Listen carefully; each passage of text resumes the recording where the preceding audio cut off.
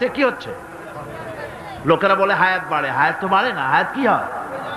জন্মের পরের থেকে আমার জন্য রিজার্ভ আছে যতটুকু, 50 বছর বাঁচবো, 60 বছর বাঁচবো, যতটুকু হায়াত আমার জন্য নির্ধারিত করা আছে, নির্ধারণ করা আছে, প্রতিদিন একদিন করে কমে যেতেছে।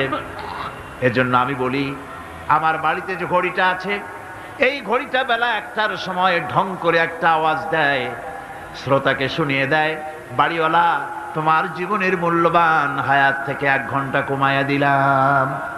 2টার সময় 2টা ঘন্টা লাগায় শোনায় দিল, বান্দারে তোমার জীবনের মূল্যবান সময় থেকে 2টি ঘন্টা কমে গেল।